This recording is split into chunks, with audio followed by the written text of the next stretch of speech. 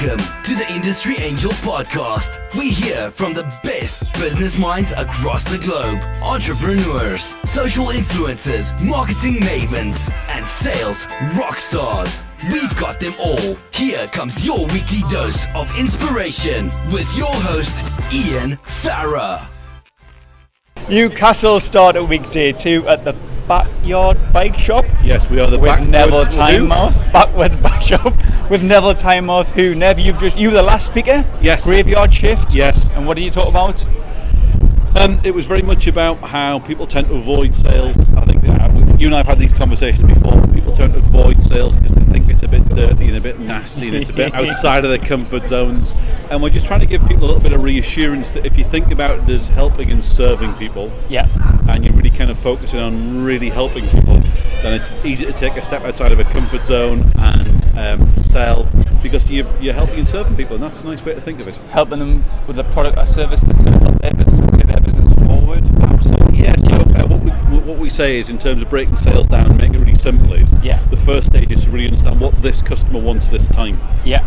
So if you really understand what this customer wants this time, then you can tailor how you help them. So you can help them get beyond a problem, or you can help them get to a goal they want to achieve, or you can help them with something significant to move forward in their lives, rather than just selling on general terms, which feels a bit like chuck stuff at the wall and hope something sticks. Yeah, we've seen many of those before. Yes. So you don't want this, but can I just give you one of these instead? Well, yes. You don't want them? Well, I've got these ones here. They're lovely over here. Had you thought about it? No, none of that. No, I think that's the fascinating bit, and I think people get a bit nervous and a bit anxious, and that drives from that activity.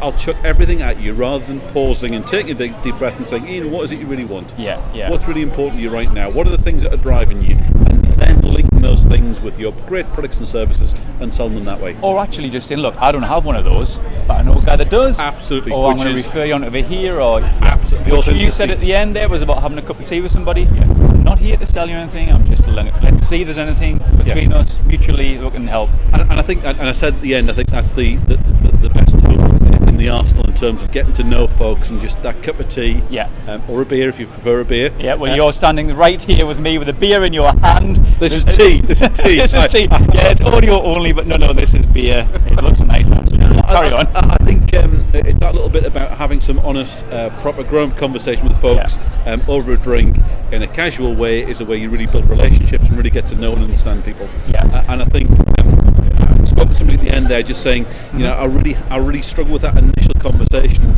It's never as hard as people might appreciate. It is just picking the phone up, arranging a meeting and saying, listen, I'd like to have a cup of tea. And the important bit we all say is have a cup of tea and go and say, I want to find out about you and your business. Awesome. Something you were talking about today was about getting out of your comfort zone. I love that. Yeah. So actually, Nev, we are friends through the Professional Speakers Association. We are indeed, PSA. yes. It was great to watch you today. You held that cork beautifully. Really good. Kind of you, thank you very much. No, that's fine, but the bit we were great at was the comfort zone. It was really resonated with people and they got it. Tell us a little bit about that. Well, the comfort zone piece is fascinating. We've done some work on this, so and I know you've spoken to both me and Mike before about this. So Mike is in the Two Timers Club. Yeah, I'm not. Yeah. Now you are. All right, okay. I'm there. Because Nev's already been on the podcast, and now you're on again, so you're in the Two Timers Club. Two Timers Club. And the comfort zone bit came out of this work around the psychology of consumer and seller behaviour. And what we were starting to find was we had some really great sellers, really great salespeople who were really warm and friendly and engaging. They were just choosing to do the things that weren't beneficial to them and to their customers. Okay. And when we started looking at this, it's this comfort zone piece that really drives people. So the amygdala, the oldest part of the brain that's really keeping them away from danger and fear, is stopping them picking the phone up. Right. And it's the amygdala that's driving that kind of very base level response, which, you know, nobody's going to die by picking the phone up and having a conversation, but the brain makes it feel that way. Okay. So it's allowing people to understand that and saying, well, actually, how do you approach it a bit differently? And that reframing and reshaping, and even just reassuring them that, you know, when we step outside of our comfort zone, it's never that scary. Yeah, you did right. And everybody knows that you grow when you step outside your comfort zone. It's just, you know, people need to get in the habit of doing it a bit more often. I'm going to throw a figure out here. I'm just going to make it up. Go for it. 90% of the things we worry about never occur. Yeah. Sounds good, isn't it? Yeah, I'd happily kind of sign up to that one. But this is it. And you ask people about kind of real life experiences about, you know, some of the really big scary things that whatever you might do, pass your driving test or Yeah. getting married. Is getting married scary? Yeah, it is indeed. Yeah, okay. So you say to folks, was it as scary afterwards? No, it was kind of much easier. Yeah. And that's the bit for me. We look back with hindsight and go, yeah, those things aren't really hard. So as part of your coaching, your training, do you talk a little bit about that? Like that mindset piece, Yeah, really, of isn't course. it? Yeah. And one of the fascinating things is how people have things, we can almost call it that emotional baggage, that emotional association that people have that might go back years and years and years, that stops them doing very simple things like booking a meeting or making a phone call or following up, whatever it might be. Is this a generational? Sorry, is this a generational thing though? So the younger millennials now will hide behind email. Sorry, millennials are listening. And social media. I am a victim of this as well. But, back in the day you'd pick up the phone, but now you don't. Is it a thing? Like, is it a trend now? Or what? If you feel comfortable with just millennials like that, then it's fine. Just everybody just press delete, unsubscribe. How do I get off? No, but I think it is. From a digital point of view, we do hide, don't we? It is. And I'm guilty of this myself. Sometimes it's much easier to send a text or an email. Okay.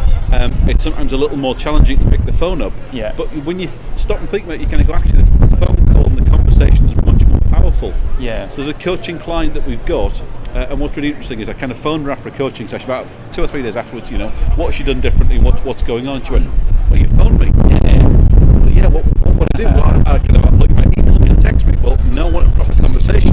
And she was quite. And her words, it's really quite nice because nobody ever phones me. I get texts, I get emails, I get lots of social engagement. Yeah. But very few people pick the phone up and have a conversation. I know, but when some people ring you, they go, "What are you ringing us for?"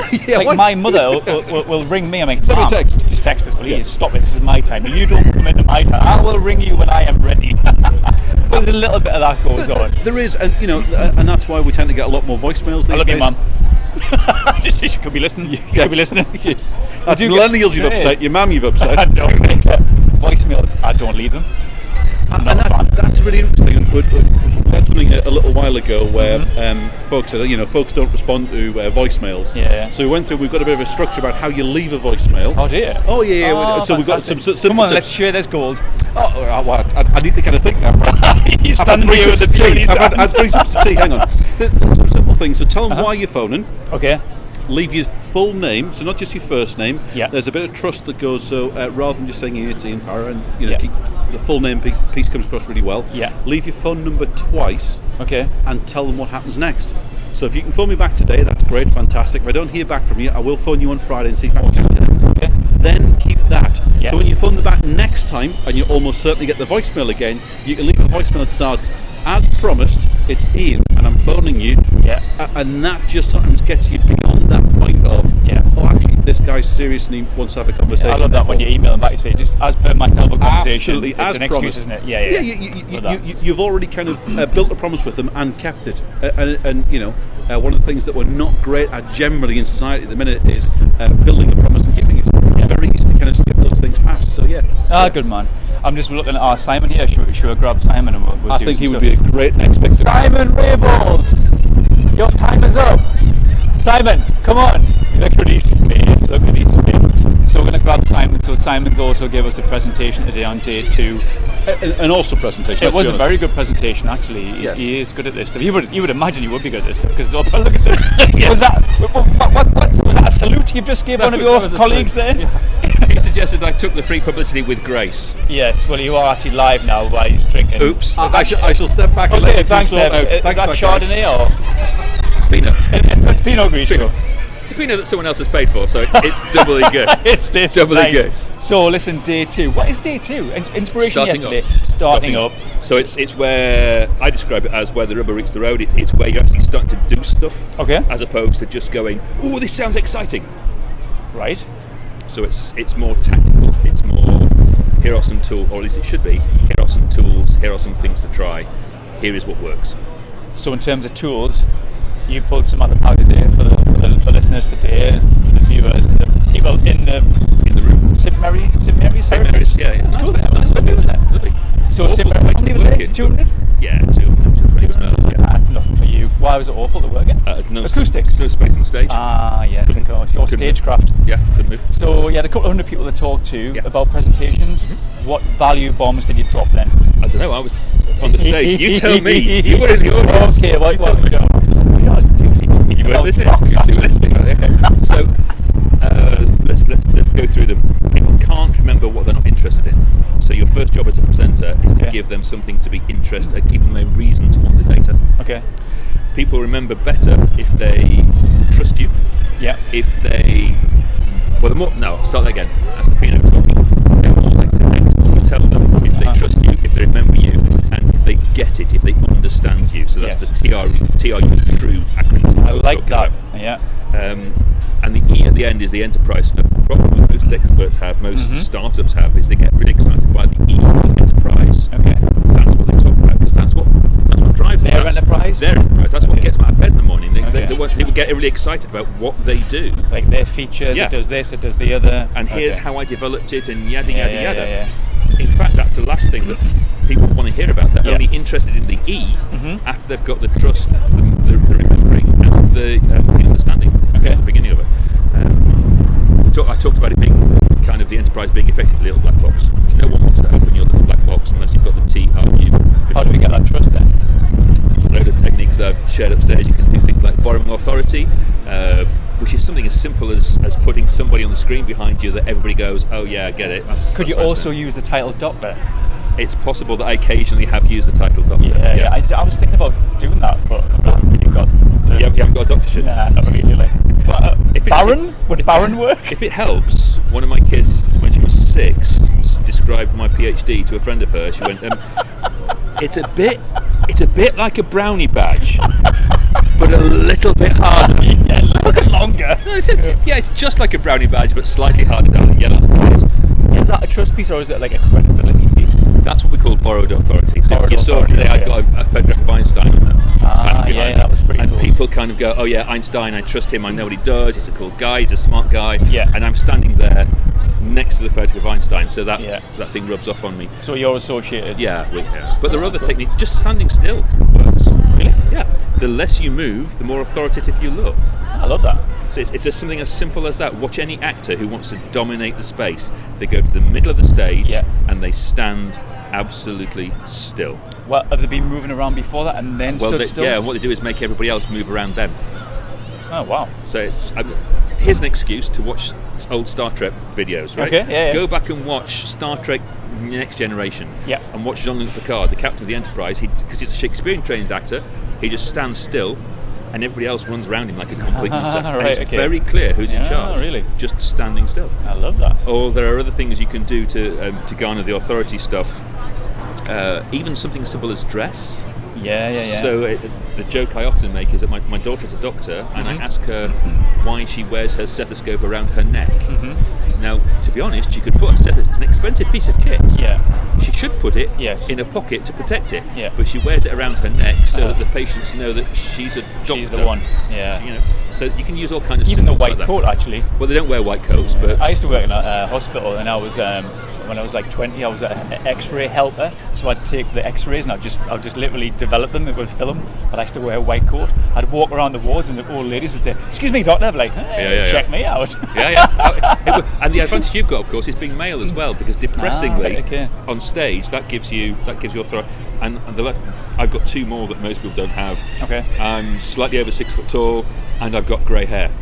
Yes. Now both of those, although I confused my Spanish teacher by saying I got brown hair the other day. Wait, in Spanish? In Spanish, yeah, it was an exercise in Spanish, and it turns out that my Spanish is either not as good as I thought it was, or in my head I'm still 28. But you're still 6 foot something, so that, you're still there. So it's just standing still as a bloke, as a tall bloke, as a physically powerful bloke, not as fit as you are, but thanks very much. Fit enough. It's audio, no one can see.